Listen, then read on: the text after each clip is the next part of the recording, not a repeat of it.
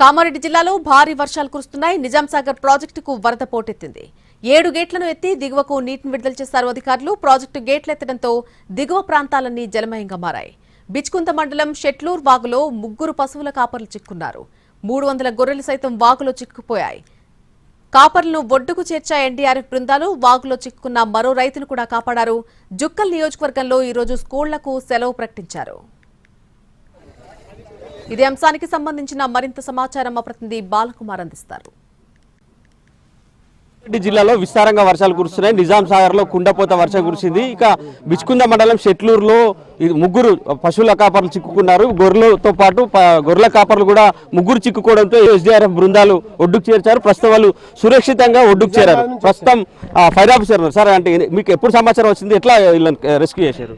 మాకు పొద్దున 6కు వచ్చేసింది కంట్రోల్ రూమ్ నుంచి. మా కంట్రోల్ రూమ్ వాళ్ళు ఏం చెప్పారంటే, ఈ విలేజ్ దగ్గర దీవా ఉంది, దీవా దగ్గర తట్టుకపోయారు, 300 గొర్రెలు 3 మనుషులు ఉన్నారని చెప్పేసి ఇమ్మీడియట్లీ మాకు కాల్ రాగానే మేము ఆల్రెడీ రీచ్ అయినాము. ఆర్డీఓ మేడం గారు కూడా మాకు ఇన్ఫర్మేషన్ ఇచ్చారు.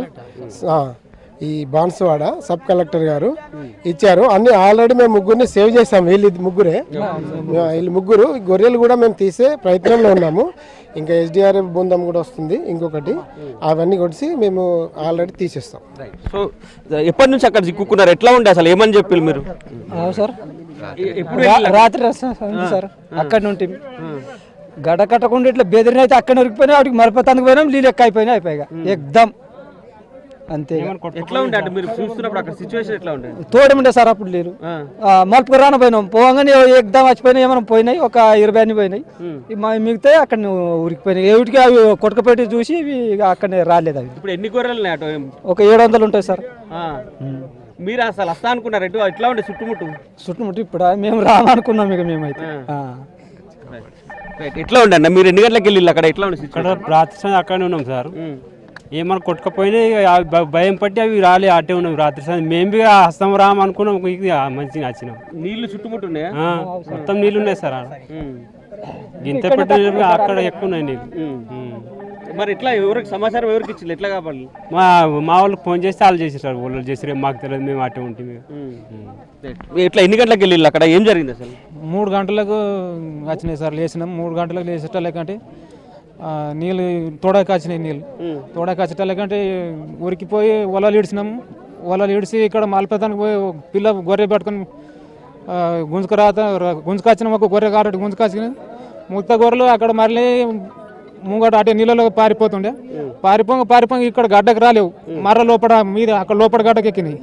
లోపల గడ్డకి ఎక్కి అటే చిక్కిపడ్డాయి. మా గొర్రెలు అటే చిక్కిపడ్డాయి, మేము అటే చిక్కిపడ్డాం. అంటే రెగ్యులర్ గా మీరు అక్కడనే ఉంటారా? అసలు ఎందుకు వెళ్ళినట్టు సైడ్? రెగ్యులర్ ఉంటాం సార్. కట్టపోవడం ఉండి తోడం వేస్తే వెళ్ళి రావాలని ఉంటాం సార్. ఇప్పుడు మనకు ఎక్క అయిపోయింది, ఇక అక్కడ చిక్కపడ్డాం. ఏం బాగా వచ్చిందట, అంటే ఏం బాగా వచ్చింది? ఎంతసేపు ఎప్పటి నుంచి వచ్చింది? నిజాం సాగర్ కౌలాస్ 2 కలిసి ఎక్క అయిపోయింది సార్.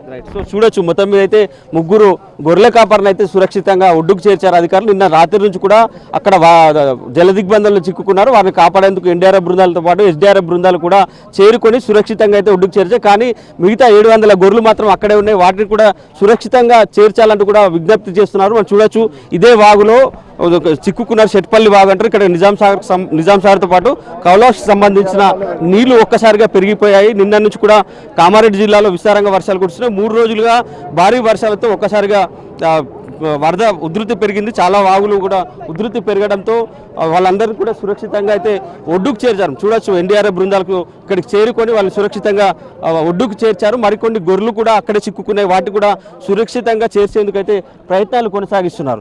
మనం చూడొచ్చు, ఎట్లా ఉండండి ఇక్కడ ఎప్పటి నుంచి వర్షాలు కురుస్తున్నారు, ఎట్లా ఉంది సిచ్యువేషన్? వర్షం మంచిగా వచ్చింది సార్. వచ్చింది వర్షం వచ్చింది, వచ్చిపోయింది. గొర్రెలు అక్కడ ఉన్నాయి. ఎంతమంది అటు 3 ఉండే, వాళ్ళకు తీసుకురావాలి. మీరు వచ్చిండు, మాకు సాయం చేసిండు అంతే.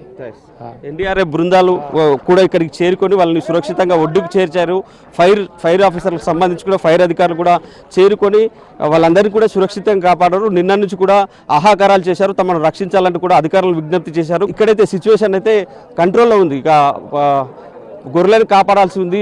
మనుషులను అయితే వాళ్ళు సురక్షితంగా ఒడ్డుకు చేర్చారు. వాటిని కూడా రక్షించేందుకు అధికార బృందం ప్రయత్నాలు చేస్తుంది. సో ఇది ఇక్కడ తాజా అప్డేట్. కెమెరామెన్ రవిచరణ్తో బాల్కుమార్, ఎన్టీవీ, కామారెడ్డి జిల్లా నుంచి.